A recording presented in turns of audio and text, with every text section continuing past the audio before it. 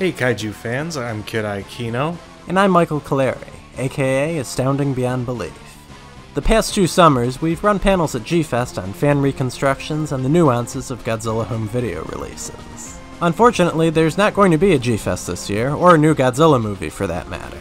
So if you can tear yourself away from the news, this is the time to get caught up on all the kaiju stuff you've been putting off. Fortunately, a lot of it is more accessible than ever, even as the avalanche of new streaming services threatens to create Cable 2.0. As a disclaimer, we both live in the US, so this video will mainly be focusing on what's available here. And since the only constant in the world of streaming is change, this video will become less accurate as time goes on.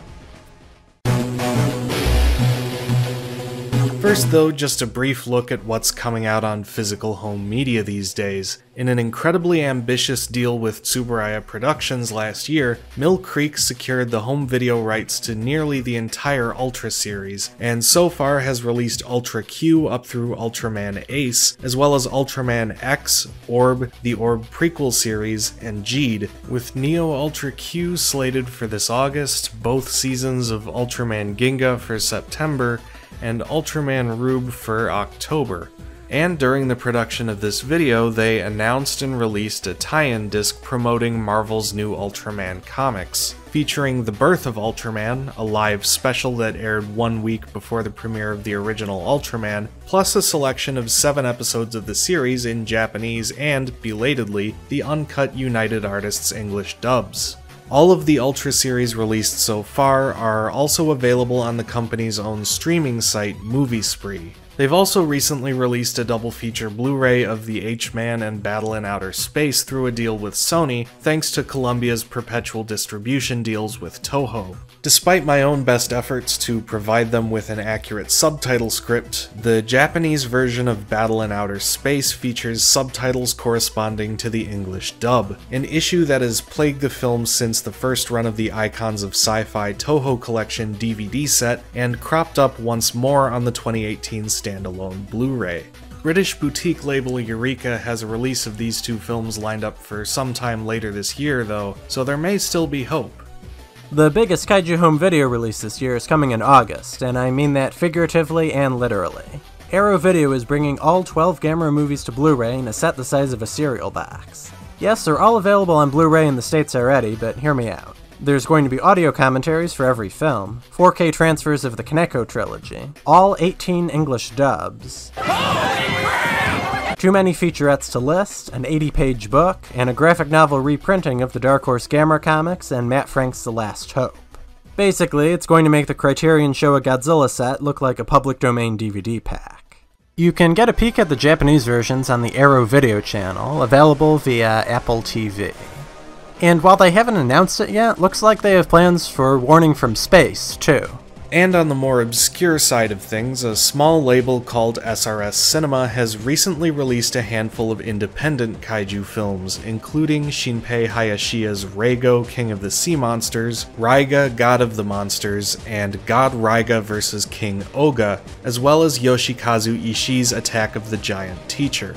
Reigo and Raiga are both available on DVD at brick-and-mortar Walmart stores, while all 4 films are available on Blu-ray and limited edition VHS on SRS's website. Norman England's 2006 film The Idol is set to be released this summer as well. Media Blasters ended its tokusatsu hiatus earlier this year by bringing Gappa to Blu-ray for the first time, and they'll be doing the same with Zyram 2 in the fall. No word on the original yet, but it would be strange if they didn't have plans for it. And following a strong reception at G-Fest and film festivals around the country, Allied Vaughn is bringing Notzilla to home video on August 18th. We might as well start with the new kid on the block, HBO Max. Thanks to a deal with Criterion, Warner Bros. Streaming service has 13 of the 15 Showa Godzilla movies, only missing King Kong vs. Godzilla and All Monsters Attack.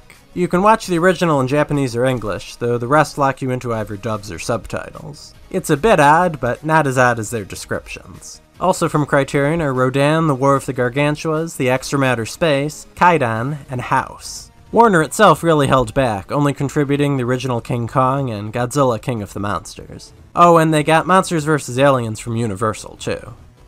The Criterion Channel, the bespoke streaming platform created by the famed home video label, features the entire Showa Godzilla series, save for King Kong vs. Godzilla, with language options consistent with Criterion's Blu-ray set. All of the films in Japanese with subtitles, plus Toho's reverse-engineered international English track for Invasion of Astro Monster, the international export dubs for Son of Godzilla, Destroy All Monsters, Godzilla vs. Megalon, Godzilla vs. Mechagodzilla, and Terror of Mechagodzilla, and Godzilla King of the Monsters. The channel also features Rodan in Japanese with English subtitles, and The War of the Gargantuas with its Hong Kong export dub. Frankenstein's ghost has apparently been eating some people. Besides these Toho films, it has the contents of the Eclipse DVD set When Horror Came to Shochiku, The X from Outer Space, Gokei Body Snatcher from Hell, The Living Skeleton, and Genocide. There's also Kwaidan, House, Princess from the Moon, and Jellyfish Eyes. On the surface, Prime Video looks like a typical streaming service, but the more you browse, the weirder its offerings get. While Amazon has original and licensed content, it also allows filmmakers to upload their own works for free, paying them a nominal sum for every hour of video subscribers watch. But it's all done on the honor system, which is how you get things like Godzilla vs. Cosmic Monster. It's pretty obvious that Toho didn't sign off on this. Not only is the photo stolen from my Kaiju, but the film itself is Mustafa D's reconstruction of the American theatrical version of Godzilla vs. Mechagodzilla, which pared back the gunplay and swearing. I have no idea why the picture is stretched.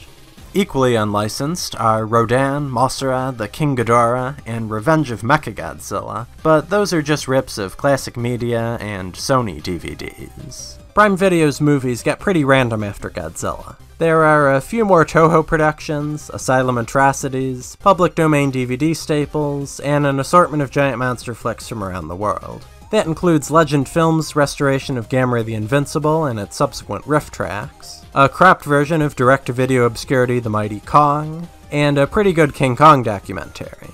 Speaking of documentaries, keep an eye out for The Dawn of Kaiju Eiga. It was briefly available on Prime earlier this year, only to be taken down following multiple reports of dysfunctional subtitles. No set return date, but they're working on it.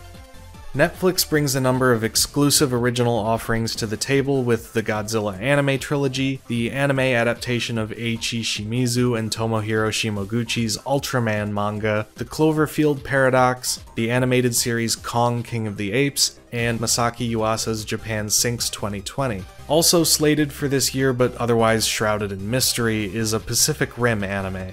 As Netflix originals, these will probably remain on the platform as long as it's around, which is more than can be said for virtually anything else listed in this video. Beyond that, their Kaiju and Kaiju-adjacent offerings include Neon Genesis Evangelion, the 1998 Godzilla, Cloverfield, and Monsters Dark Continent. There's also virtually the entire run of Power Rangers, along with other Saban Tokusatsu adaptations like VR Troopers and Beetleborgs. Masked Rider remains banished from official distribution. Now let's see what kind of giant monster offerings are on Disney+, the signature streaming service of the most powerful entertainment company on the planet. Okay, it's just the Mighty Joe Young remake then. Disney also controls Hulu, where you can watch one of the most underappreciated films to come out of the Kaiju Renaissance, but overall a pretty poor showing from the House of Mouse. Should have let Mike Dougherty make Calling All Robots.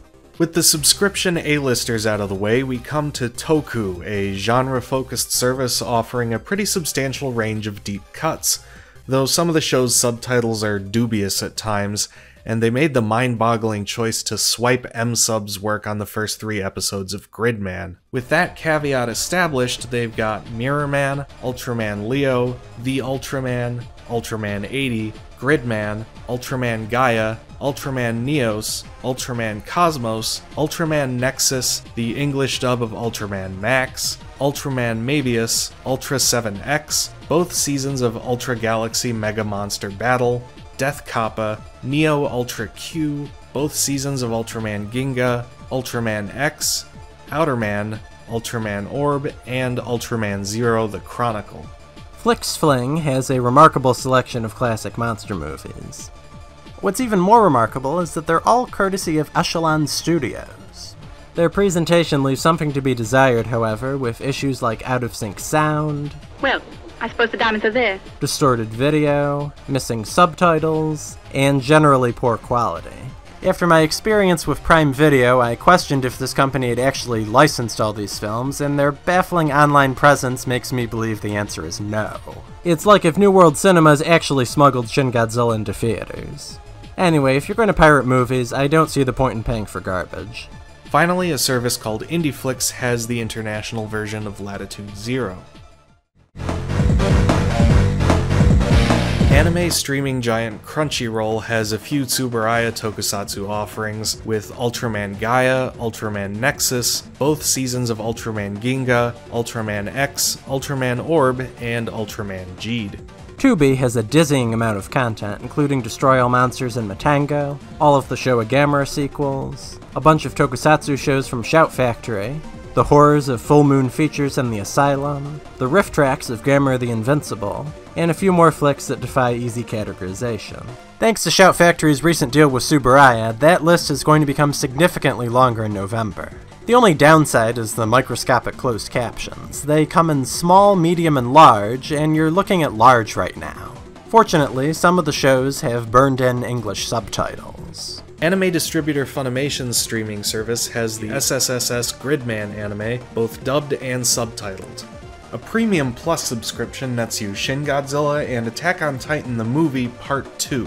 The very site you're watching this on has a few official kaiju channels worth checking out. The Godzilla channel is home to Godziban and reruns of Godzilla Island. If you don't feel like sleeping tonight, Toho also has a Kure Kure Takara channel, with episodes from more of their old Toku shows sprinkled in. Tsuburaya Productions is simulcasting Ultraman Z with English subtitles, and their channel has a number of episodes from older shows as well. After accidentally copyright striking itself into oblivion on day one, Toei Tokusatsu World Official has come to host a ton of the company's shows, though most of them aren't subtitled. And who knows what you'll find just by searching. Crackle, the long-running streamer associated with Sony, hosts nearly every Toho Godzilla movie the company has the rights to, plus 10 Cloverfield Lane. Popcorn Flicks has a pair of kaiju movies from the Wilderness years, Demi-King the Sea Monster and Def Kappa.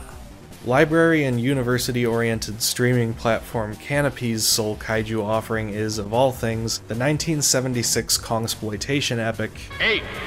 Peacock, which NBC Universal just launched, is a strange hybrid model.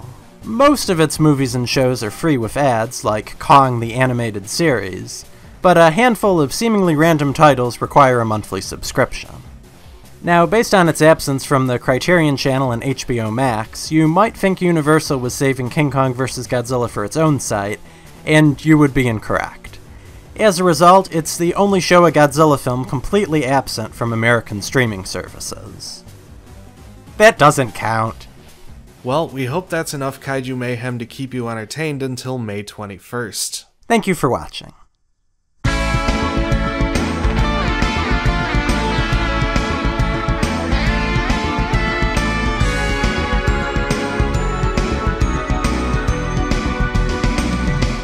At last, we have it now.